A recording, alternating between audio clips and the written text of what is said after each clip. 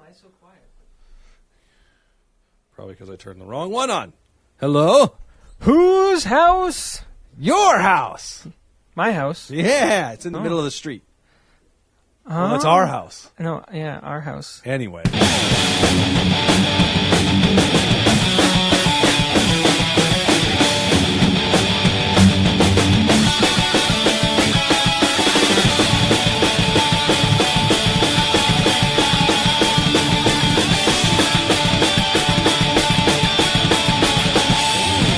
Welcome to Discover Progress, the podcast that used to be about progress wrestling and only progress wrestling. But this time we're going to talk a little bit about that and other stuff. And someone is recording a podcast even though he's on vacation, technically, kind of, sort of. Hooking you guys up for your fix. Get the hook up. So, yeah. Turn my phone to vibrate. Oh, kinky. I'm thinking. What? It's a phone. Yeah. Weirdo hero. Chris Hero? Both of those things were actually NXT. References to the latest episode of Defy Now, because on it, Ravenous Randy, the weirdo hero, fought Jimmy Havoc, and in their like pre-match interview sort of things, Jimmy Havoc referred to Ravenous Randy as kinky, but he likes the kink. Oh. So there you go. I mean, you got it if you're into like deathmatch wrestling, right?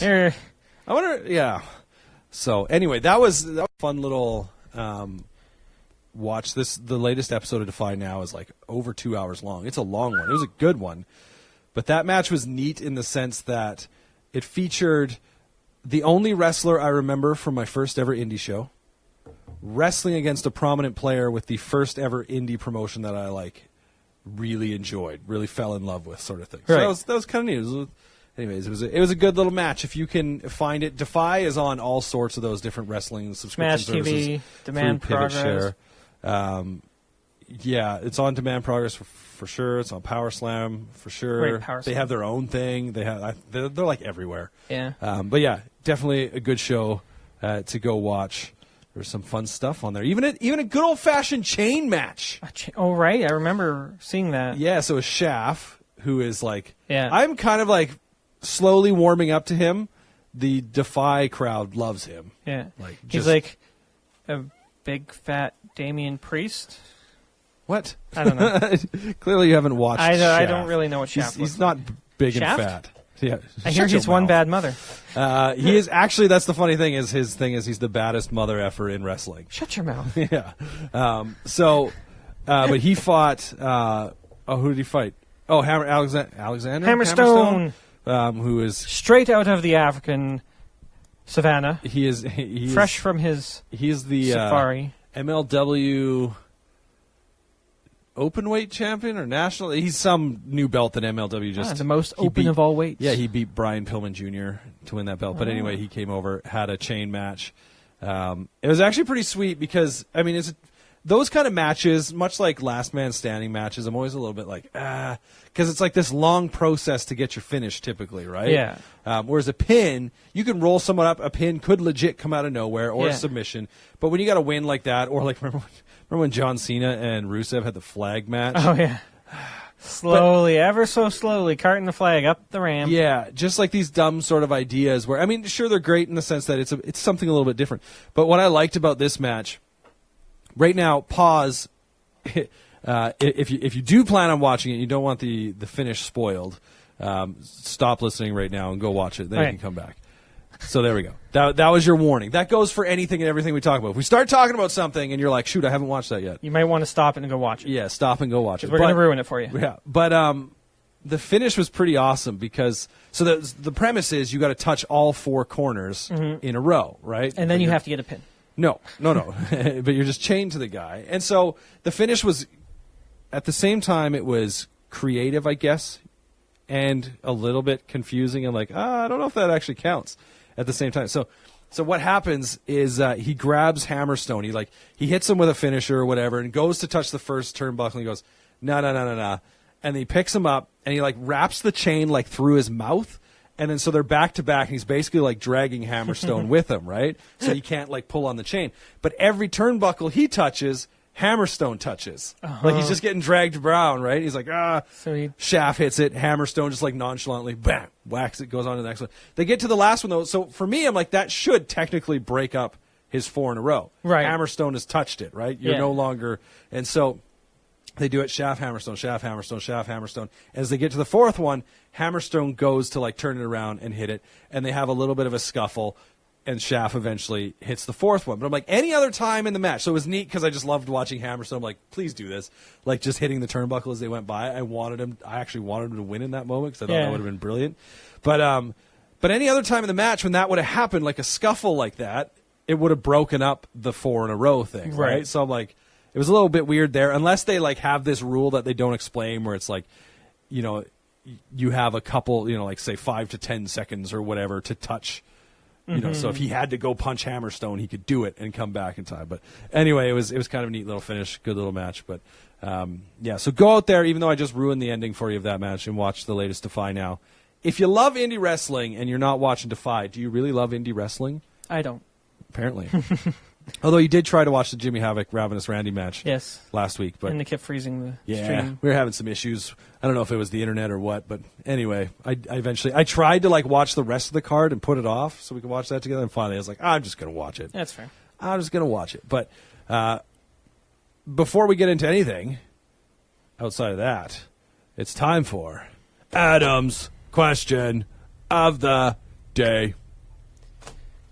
All right. So,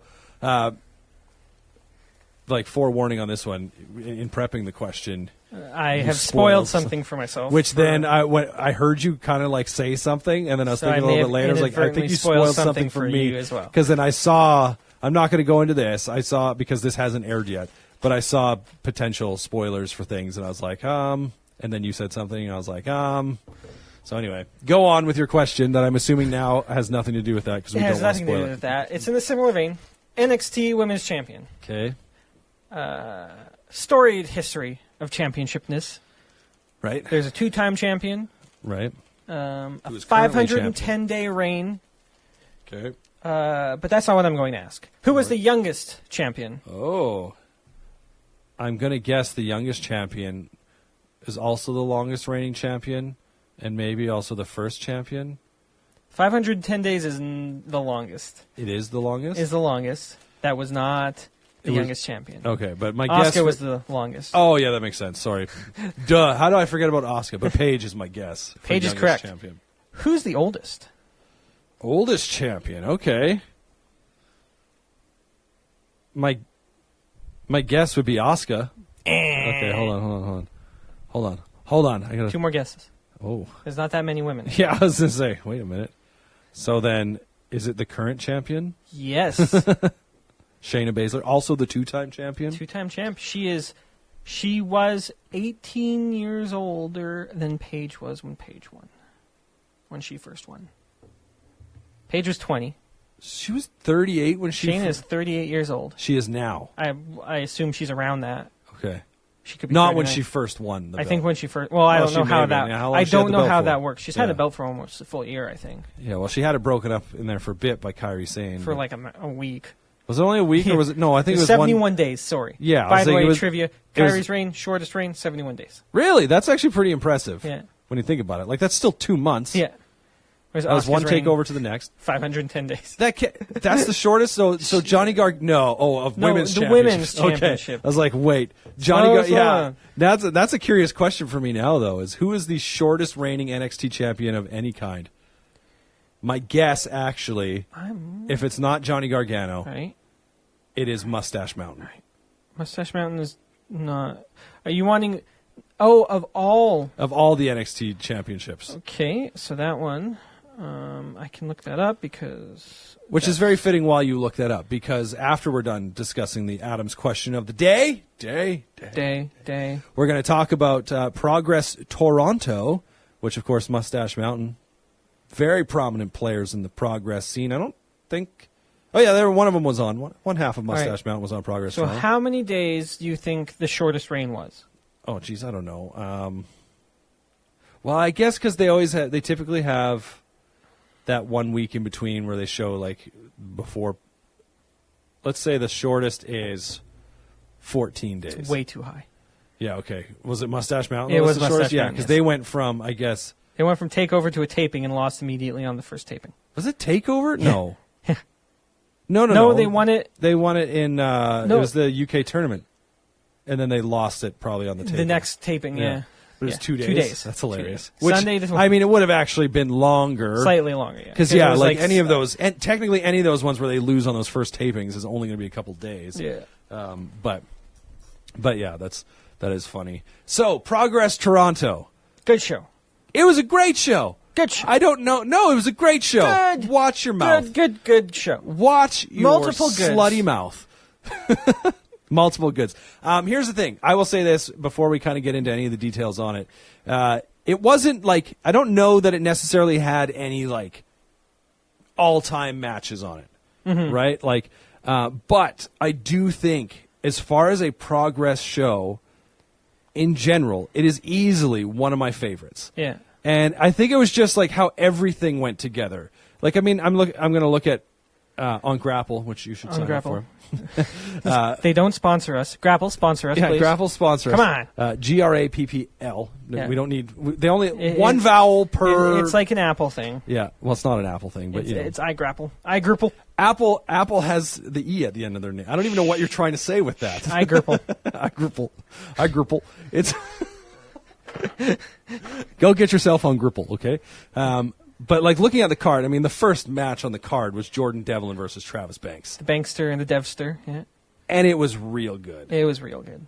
Then we had Holodead versus Tony Storm. Which is, I think, maybe... It was okay. It was good. Actually it was better than I had anticipated. Yeah. I think it was my favorite Holodead match for sure. Well, when they're all like 5 minutes long and she just smashes people. Yeah, and then we had a fantastic triple threat tag team match. Yeah. We had Aussie Open, the Butcher and the Blade, and The Dark Order. The Dark Order. Who Dark Former Order now? Yes, Super Smash Bros. Progress Tag Team Champions Aussie Open. Just Right. salt that wound a bit on you. Ooh, that hurts. But and of course, Dark Order now actually in AEW. Yes. But that match I actually was my favorite on the card. I That was think. a great match. According to my rankings on Gripple. Ungripple. I gave it 4. I'm assuming it's 4 1/4 stars. Is that what that is? Only a quarter. I don't know if it's even 4. What is that? Yeah, 4 1/4 stars. It was so much fun, and one half of the Butcher and the Blade. I think it was the Butcher. Mm-hmm. He's the big one. Yeah, he plays in like a metal band. Yeah. And I was like, oh, that's hilarious. He's also only been wrestling for not long. not long. Not long. And also, what was it? When Kyle Fletcher, this was my takeaway, Kyle Fletcher started wrestling at the age of 20.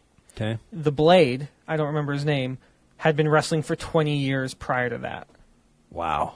Or has been wrestling to 20 years. For 20 years. Yeah. For 20 years. Okay. His wrestling career is older than Kyle Fletcher.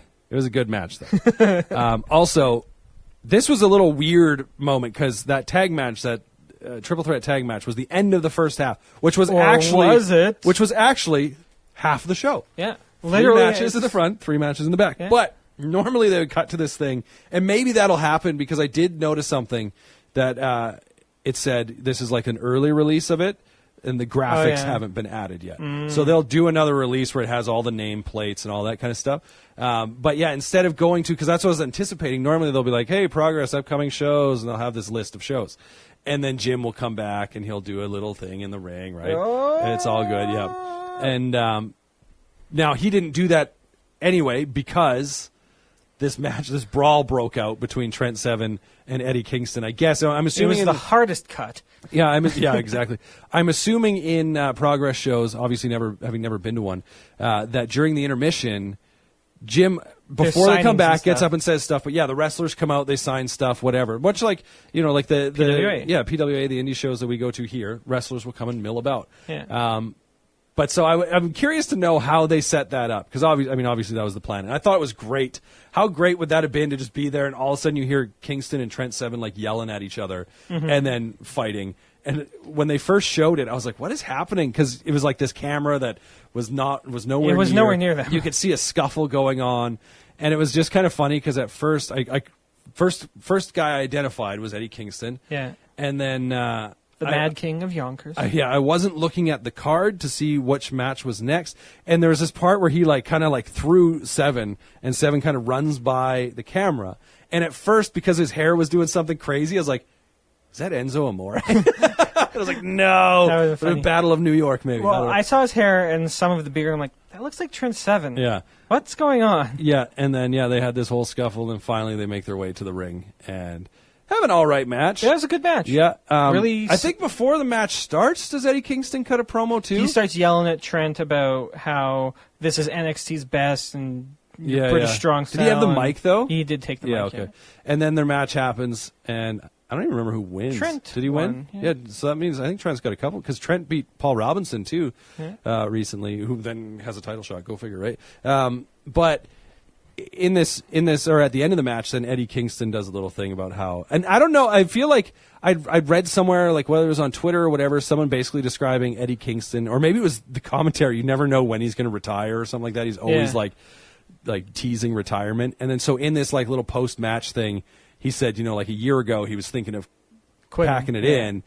But watching, I don't know if it's because he mentioned British Strong Style. He also mentioned Mark Andrews. Yeah. And I feel like he mentioned someone else in there too, but kind of inspiring him to keep going and get. So that's kind of cool. The only thing I don't like about Eddie Kingston, and I guess at the same point it does work, is his ring gear.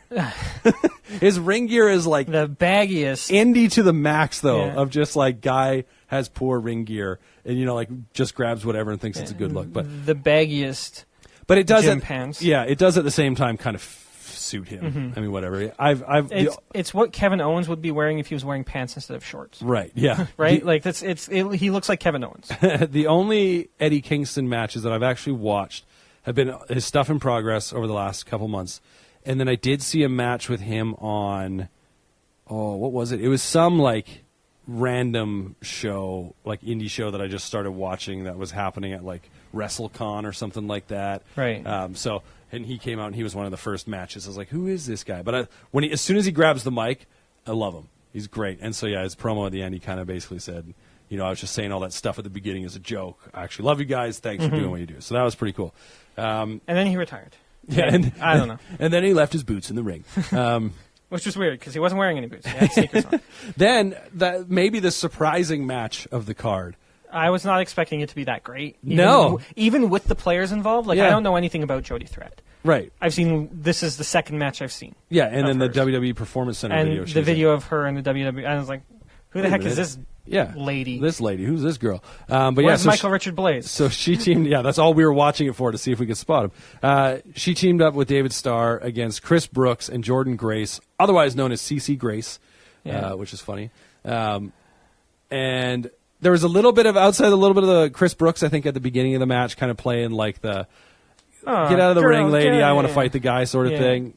Other than that, it was so much fun. We failed to mention that earlier in the show, Jim Smallman, his last show in North America, happened to say, "Everybody weep." He always, Pause he always does this thing where he's like, now remember, this show is for adults. Sometimes we let people in. I think it depends on the location they're at. Who are 14, sometimes it's 16. And so he always pulls out a kid who's there. He's like, now remember, you have to be 14 to be here. And somebody asks this kid, how old are you? 6. And then he's like, oh, no. And the kid starts crying. I was like, oh, I immediately felt bad. Jim clearly immediately felt bad as well. Because then he got down and called him over and had an off mic conversation, kind of ear to ear. And got his with dad him. over there. Yeah. But so what was great is when this mixed tag match happens, Jordan Grace grabbed the kid. I can't remember his name right now. Elliot, that sounds about right. And power slammed him onto David Starr on the outside of the ring, and he just hops up and walks off yep, I just did that. Like a boss. She then proceeds to power slam Jody Threat onto David Starr, and then body slams Chris Brooks onto David Starr as well. It was just like the rest of the card, it was just full of really fun stuff. Yeah. That was the matches were either really good, as in a legit, Travis Banks, Jordan Devlin, two legit fantastic talents just leaving it out there. Or they were just matches that you're okay, this probably doesn't have any sort of weight as far as stories are concerned. And it was just fun. It was a good match. When you go into it not expecting a lot, it's really nice when it actually surprises you too, right? And like mixed tag, intergender, whatever you want to call it, these matches on the indie scene happen regularly. Yeah. I mean, it's not like every card is made of these or necessarily they're on every card. But the thing is, like when WWE was doing the mixed match challenge, I hated it. Women tags in, other women has to go. I absolutely Guys hated go. it. I was like, it was always so silly. But whereas this, I'm like, okay. I feel like eventually we're going to start getting guy on girl. I mean, we did with like, back when like Triple H and Stephanie fought Kurt Angle and Ronda Rousey. Yeah. Like Rousey, like there was no, like I don't think Rousey took any bumps from Triple H, but she tossed him around. Yeah. Right? Like so it was like kind of one of those things where it's like. Skirting it. Yeah. I mean, Becky took an F5, I think, on Raw at one point. Oh, man. What else? Sable. Yep. Through the table. Was it Sable? No, it was... Or was it the Fabulous Moolah? Well, that happened too. Was it Fabulous Moolah or Mae Young? One of the two, because they were both running partners then. It was the Dudleys put her through a table. Yeah. And it was specifically Bubba Ray. And he's just like sitting there after he powerbombed her through like, bah! It's classic. It was great. But then the main event on Progress Toronto was Paul Robinson. The match everybody was waiting for. Yeah, Paul Robinson against Walter.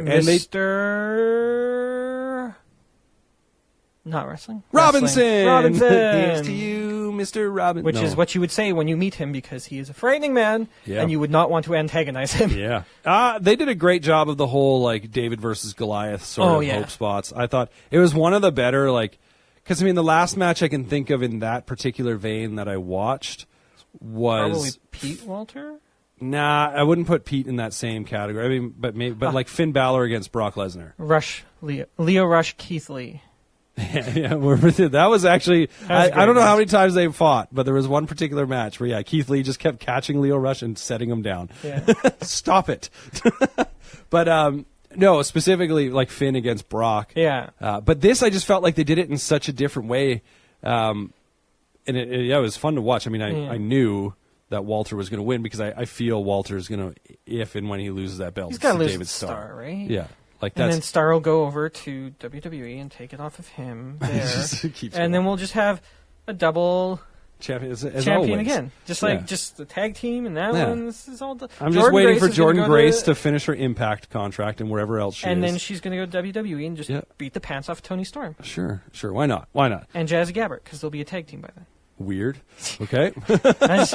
Yeah. But yeah, so that's...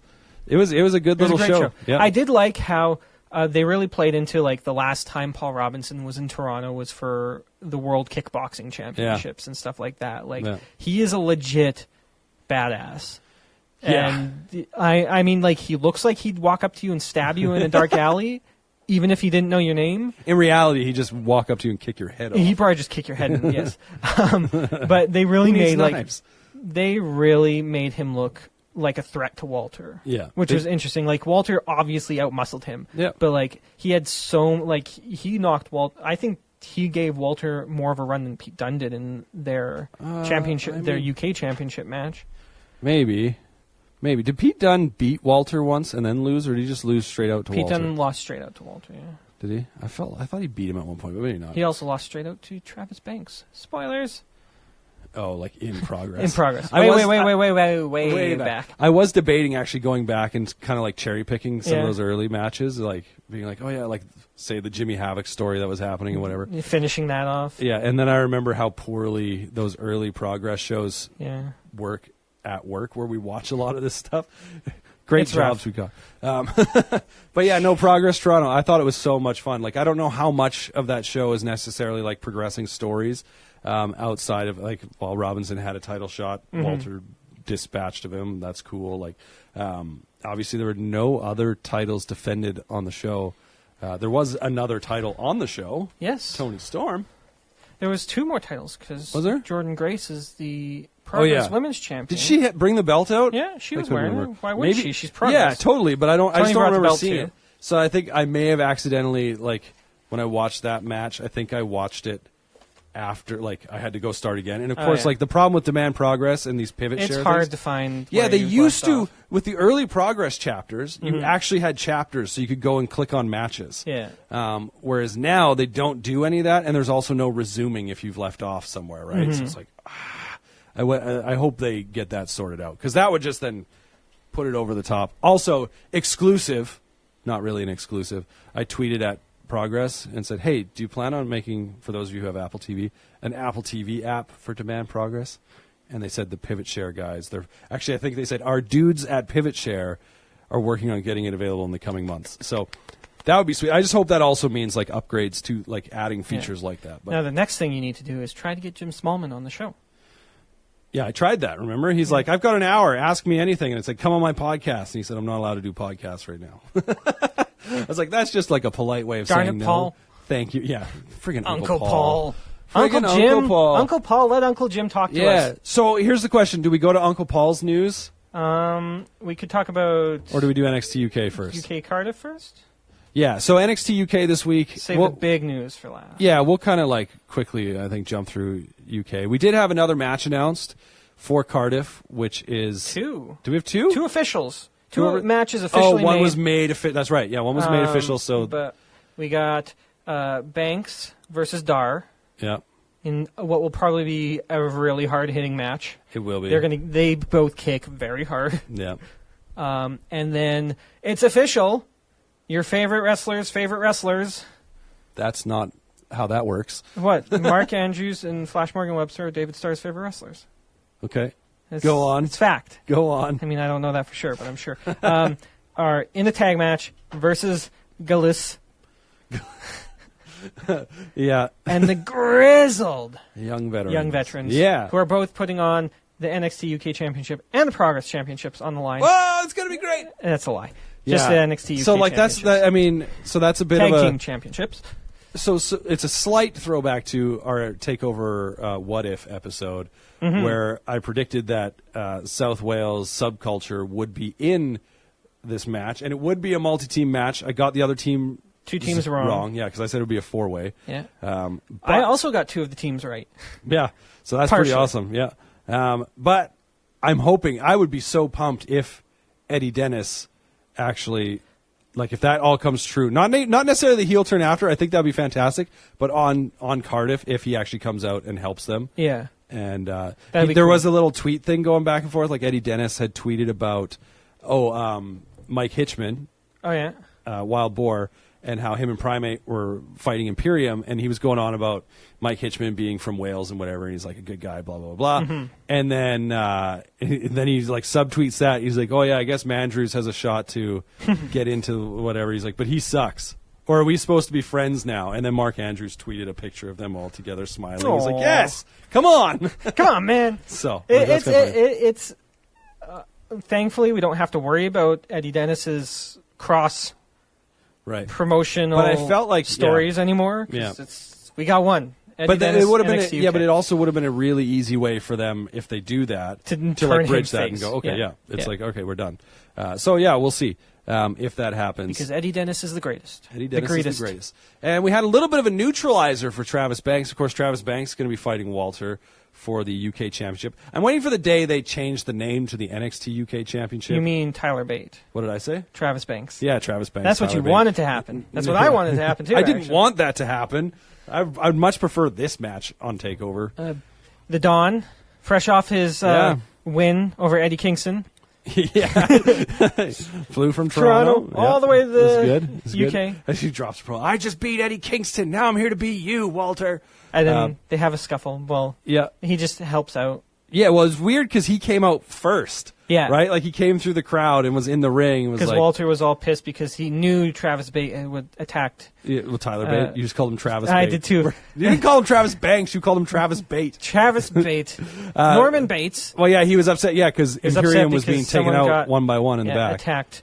And it was funny. I liked the one show though when it was just the socks. Yeah, I was like, it's clearly Tyler Bate. And when Seven got in the ring, and I don't know if it was Vic or if it was Nigel. Was it Trent? I was like, no, he's wearing pants, guys. He's wearing pants. And then Tyler Bate comes out, shorts, socks, shoes, socks pulled up to his knees with the little logo on them that he had. It's like, you did it.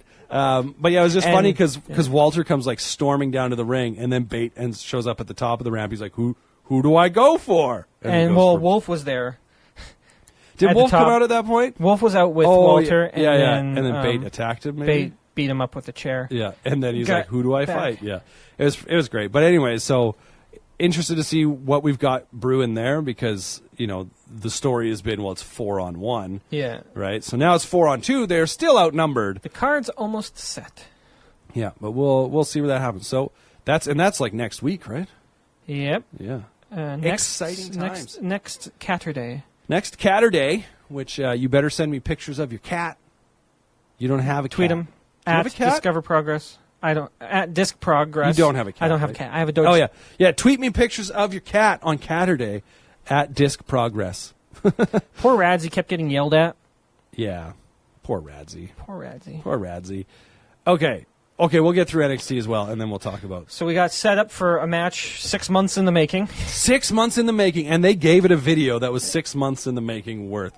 And it was good. It was a good video. Enjoying whoever's in charge of the new promo videos. Yeah. Bang up job. Yeah. Way more down to earth feeling. A lot like it just seems closer. It was just funny because the only reason this took 6 months is because of an injury. Yeah. But of course, we're talking about Keith Lee and Dominik Dijakovic and how they will finally have their rematch after the double count out. It was great, because they showed a bunch of footage of them fighting in the Indies. WNN and ROH. There was a couple bits and stuff like that. Which WWN, is that what it is? Yeah, WNN. WNN. It's technically just Evolve. It's like it is funny because I think there is some kind of separation because there is an Evolve champion and a WNN champion, but I think when you sign up for Evolve, it's interconnect. It's kind of like Progress and Defy and stuff like that. Maybe, but more so because Progress and Defy aren't connected. I think Defy just models themselves after Progress, and they have a bit of a relationship. Progress or Defy and PCW Ultra, I think, are pretty closely connected, but they're Seattle / Portland for Defy, and then California for PCW. But anyway, I think we're finally, speaking of Defy, about to see the tag team championships go over to War Beast because they've been champions for a while, but of course Defy works so far behind. Ahead/behind on what they show you because they'll be promoting shows that are coming up literally in the next week or two. But the show you're watching is actually from a few months ago. Yeah. It's so confusing and weird. So I know War Beast eventually become PCW Ultra and Defy champs. So that's Jacob Fatu. Oh, okay. And I can never remember the other guy's name. What? Drago? The mustache? Or no? From Simon Gotch. No. So Simon Gotch is a part of Contra, which this other guy is too. Yes. But I can just never remember what his name is. He's the third member of War Beast, but Contra is them. But yeah, eventually they become, I believe, Defy and PCW Ultra Tag Champs. Yeah. And so they're finally coming to Defy. But what about Stompin' Tom? Defy now. Stompin' Tom? The good old hockey game. Anyway, so where were we? NXT. Oh, Keith Lee, because we got to talking about them fighting in the Indies. Yeah. So that's coming up 2 weeks from now or next week? Next week. Sometime next soon, week. anyway. No, 2 weeks. Tag Champs is next week, I think. Tag Champs is next week. Yeah. They get their rematch. Yeah, because that tag was made. The tag was made. Pinned the Illegal Man. Illegal Man, so that's good. I don't like that William Regal didn't come out and say something. Bobby Fish literally called him out. William Regal out. Yeah, and then we just later get, the match is happening. At least give William Regal, unless he was sick or something during the taping. I mean, William Regal's rarely ever there. Let's be honest. No, but to announce matches like that, he will. He'll either whether he comes out to put Undisputed Era in another War Games match and watch them all squirm, which will happen, which will probably happen. Going to happen, or it's to come out if it's in backstage, and he's Undisputed Era want their rematch. It was the Illegal Man. That was a mistake. Blah blah blah. They'll get it. Yeah. The ref has been fined next week. Yeah, they've been fined. $100,000 USD. So that is coming up. Our main event was pretty good. You missed part after NXT were leaving. Someone came out, contract in hand. Oh yeah, Jordan Heart Miles. in hand. Heart in hand. Asking one professional wrestler going to another professional wrestler. He didn't ask anything. He didn't even say anything. Hoping that the other professional wrestler will sign the contract. Yeah. 2 weeks' time, Jordan Miles, Adam Cole. Baby. Yeah. baby. Yeah, it was a good little bit though, because like Miles didn't say a thing. I'm not overly like from the breakout tournament. I felt that Miles was too smiley, just too much of it. It was interesting because he came out business, wearing all business, a shirt and tie, very business, and just very like not smiling. Yeah, but then I thought it was this weird thing where I felt like I don't want to. It just felt like there was this tension. Yeah. Like that reminded me very much of like segregation sort of tension, where how Cole was talking down to him. I was like, oh, there was this very weird like thing going on. Not like I mean, he was just like ripping up. Yeah, Jordan he was Miles, like telling him he's a waste of his contract. And then when he goes to like career. holds it out, and Cole goes to grab it, Miles just drops it, then smiles and walks away. Jordan Miles said more in that promo. He did, he told more of a story in that promo than he did in every other promo he's done since he's been on NXT. I mean, the thing is with the tournaments is they always give them like this is my story. Whereas, with this, it was, he obviously didn't say anything, but he had the crowd chanting his name, and he didn't say a thing. So it was very well done. The fact, I think, that he just didn't smile, right? Like Adam Cole was talking about how he's, I see you out here smiling, confident, blah, blah, and he's just a straight face. Yeah. It was very cool. Looking forward to that. I mean, we're pretty sure we know who wins that match, but we'll have to wait and see. Roderick Strong. We did have Damian Priest. Damian Priest versus Mansoor. And they were talking about Mansoor winning the... Fresh off his greatest Royal Rumble. Yeah. Greatest Battle Royal. And then also, who did he beat? He beat someone on NXT TV. He was talking about that. It was another, like, young enhancement. No. Oh, no, it was... Fatu. Sean Maluda. He beat formerly him. of 205 Live? I don't know. I thought he was on 205 Live. He was in the Cruiserweight Classic, so he may have popped up on 205. Who knows? But so anyway, Damian Priest wins. I like Damian Priest. Yep. I really want him to use the South of Heaven chokeslam. Not necessarily as his finisher. Well, maybe. He went for a chokeslam. Whether or not he was going to sit out. That was a cool flip. Yeah. I just liked that from his ROH days as Punishment Martinez. But a sit-out chokeslam, for those who don't know. I mean, his finisher... The Crossroads. Yeah, but what do they call it? They call it something else, but... The Rock Bottom. Yeah. But, it is the Crossroads. When they show it, like, hard cam angle or whatever, it doesn't look very good. But then when they get the reverse angle, like, I'm like, oh, yeah, it looks like he drops him square on his head, right? Like, it looks much better. But it is one of those moves where you really, I think, have to get the angle for camera. But whatever. The Reckoning. Because he has... The Reckoning. He has all these great, like, signature moves. Like, he's got that, like...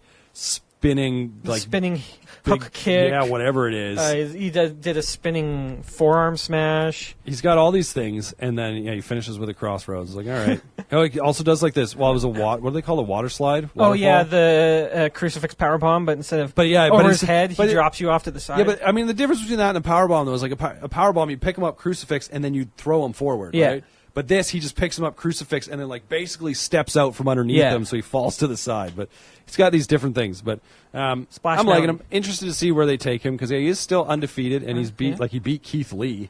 Like he's got some, which is an interesting move. Names under his belt, yeah. Who else did he beat? Well, Keith Lee's the biggest name. Keith Lee is the biggest name. So far.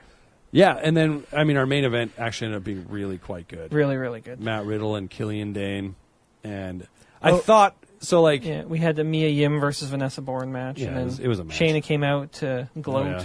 Well, at first she's like, "You should join us," and then Mia Yim was like, we all knew what was going to happen. This is continuing. Whether or not it makes it to War Games, we'll see. But the main event I wanted to get to: Matt Riddle and Killian Dane. Hard hitting match. Oh, very hard hitting. And those are some monsters. There was that awkward spot where it was outside the ring and Killian Dane looked like he was doing a back body drop to Riddle, and Riddle like slid off his back face first into the steps. It was weird. Like it looked the way he went down like it was not intentional initially, like when it first happened. And then as it went, I was like, saw the replay. I'm like, I think it was supposed to be. And it's just like the way he like kind of like crumpled that I was like, oh. And then it was a very hard hitting match.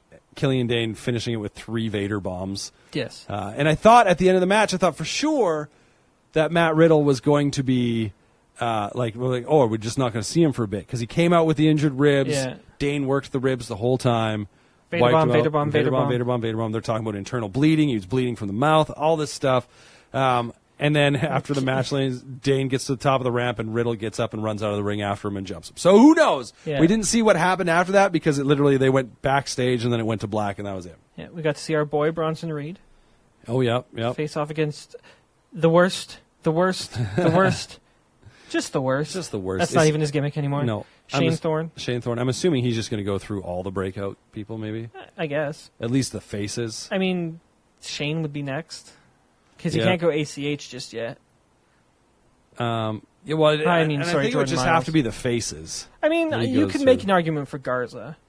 Yeah. Not Grimes or Loomis. Cameron Grimes, I could see him, convincing him to, team up or something along those lines. Would those three be a good stable? Loomis, Grimes, and Thorne? I guess it depends what you gave them for their reasoning for being a stable. Yeah. They could be. I mean, I did like how they played because they had a little backstage promo. Dexter Loomis was Sam Shaw, right? Yeah, he was the creepy one with the murder gloves. With the mustache. The mustache and the murder gloves. Who was just, fascinating to watch. Yeah. In that one match. He moves so weird. Yeah. His movements and wrestling style are just so unique looking. Yeah. I'd be interested to see if they, decided to team them up in some way. Mm-hmm. I don't know if we'll see Swerve or not because... Okay, we're going to use this to lead in because he's on 205 Live right now. Which is his house. Which is his house. Swerve's house. And, of course, there was an announcement made that NXT is going to be moving... Well, not moving. It's same time, but it's going to be 2 hours. Yep. And it's going to be live. On the USA Network. On the USA Network. So if you don't live in the USA... Yeah, so you can't see what I did. But. Yeah, maybe it'll end up on Canadian TV somewhere. Yeah, it will still be on the network, but you got to wait a day to get it. Yeah, which is better than what Raw and SmackDown have. Which Raw is and SmackDown, you don't get it at all. No, it's 5 weeks. 4 or 5 weeks. Right. You got to wait, and then there's a cut version. Yeah, but it's not super cut. Yeah, it's most everything. They cut out most of all the commercials. Oh, this happened last time. Yeah. Or exactly. And obviously earlier this hour, this happened. You're before the break. A 3-hour show is only an hour and 40 minutes? The hell? Yeah. But, it's moving. It's going to be live from Full Sail, 2 hours on USA Network, essentially setting up the Wednesday Night Wars. Because AEW is going to be on Wednesday night as well. But whatever, I don't care. That's fine. According to all the dirt sheets, there's only one man who wants this war. It's Vince. And it's Vince. It's McMahon. And so the reason I say we'll use this to segue is because Swerve. Yeah. I was Isaiah Scott. Swerve. I was going to call him Shane Scott. Isaiah Scott. Isaiah Strickland said he's on 205 Live and starting September 18th, I think is when it goes. Mm-hmm. You'll also see him on NXT. Yes. Which there was a rumor that I'd heard that possibly 205 Live is going to be absorbed by NXT, which I would be so in favor of. I want Gulak on all my TV all the time. In front of the right crowd, which Full Sail is the right crowd. But if it doesn't fully get absorbed, if it's a consistent part of it, thumbs up for me. Yeah. The reason why I could see it eventually, if their plan is to, because now you got 2 hours. There's a big enough roster on NXT that you don't need to. But if you want to make it really good, use some of that 205 roster. I could see there eventually being a problem in that. I don't know if they'd want to constantly be okay, SmackDown's on the road, and this is when we're doing 205 Live, and then we got to get back to Full Sail for Wednesday, how that would work. But I'm cautiously optimistic. I know in our text message exchange you were this isn't good for NXT. Much more worried about it. But my fears have also been slightly allayed by Brian Alvarez, saying that because of the XFL, and it's more to just get more people watching NXT than it is about... obviously there's a reason you put NXT against AEW, because it's almost like the same kind of show. Yeah, it's the right show to try and compete with. Yeah. And this is what I thought when I heard this announcement. I'm like, okay, this is a smart move. Because in reality, people are going to watch both. They'll either... They'll here's take the thing. one and watch the other They'll either watch both, and whatever, they'll watch both. Or...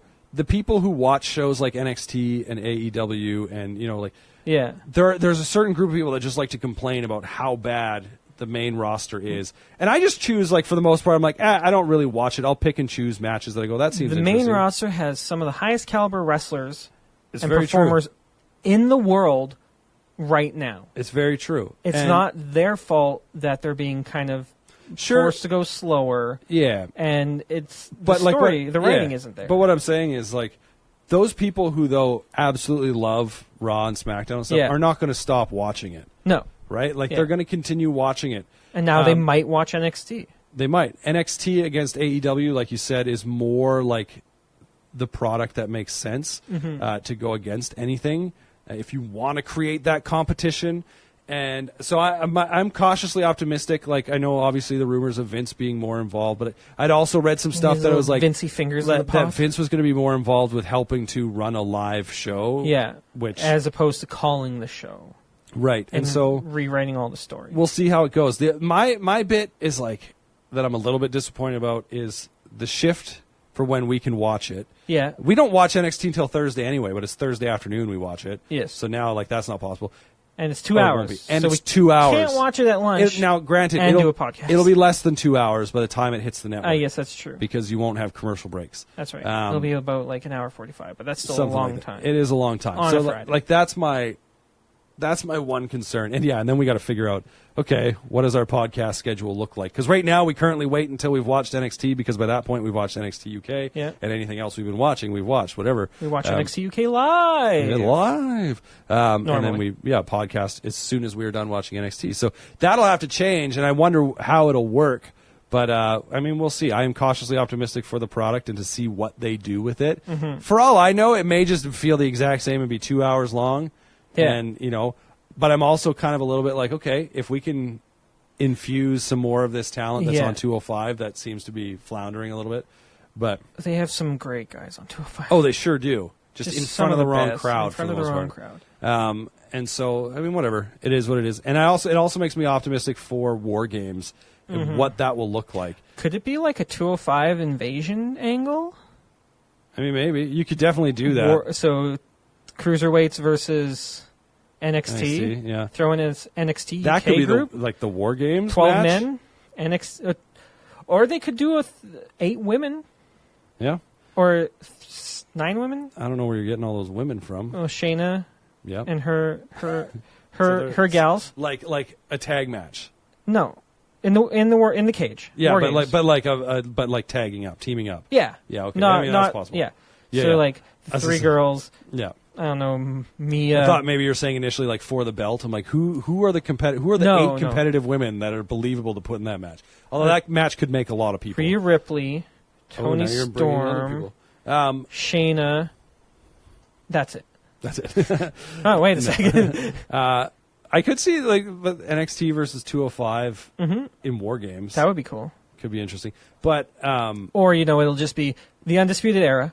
Yeah. Holding all of their gold because it needs to happen eventually. Right. They keep saying it. Yeah. Can't not happen, right? Right. Right? Right. Right? Right. Right. Maybe. Versus the other guys. The other champions. The other 4 who weren't are currently not champions because right. The Undisputed by then have all the belts. Right. But this is but what I'm saying is like if their plan is if they win more people on USA, like say viewership goes up, do you take that takeover to be like, yo, if you thought Wednesday nights were good, wait till you watch Saturday nights. Yeah. Because when takeover happens, your mind will be blown. So who knows? Yeah. I'm looking forward to it. You're optimistic. Yeah. I'm cautiously very worried. I'm holding off on judging it right now. There are just like logistic things that I'm a little bit like, that sucks a bit. But at the same point, as far as the product's concerned, I'm going to remain optimistic. And rumors are always rumors. We don't know what's going to happen until it happens. I mean, I think what is going to happen is 205 Live roster guys will in fact be on NXT, which they have anyways. We just it was only a few months ago. Drew Gulak was on so many good matches wrestling. Who do you? Oh, you know who we haven't seen in a while? Yeah, I just forgot his name. He's out of time. We're out of time. Yeah, we are. What is his name? I was going to say Akira Tozawa, but no. He might be on NXT. Kushida. Yeah. But yeah, like we've seen the odd 205 guy come down, but Drew Gulak had amazing, near 5-star caliber matches with Matt Riddle and stuff. Yeah, and Kushida. And there was also rumor out there that, and again, rumor, WWE is actually looking at making Evolve more of a regular thing on the network. Yeah. Which could be cool because be great, giving them more exposure. Yeah, because then it becomes like the NXT to the NXT, essentially. But anyway, yes, like you said, we are out of time. That is going to do it. So let's get that housekeeping stuff out of the way at the very end. You know, if you want to follow us on the social medias, Instagram and Twitter at Disc Progress. Instagram being his show. Yeah. What's your name? Adam. Yeah, and Twitter being his show. The David Show. Yeah. And wherever you're listening to this, make sure you subscribe, you rate, you review, you tell your friends. You can also, in case you didn't know, you can find us on all your podcast places, except for Spotify. Spotify or jerks. You can also, I should really look into that again. It's been a while. You can also find us on YouTube and allwrestling.com. So bye-bye. Bye.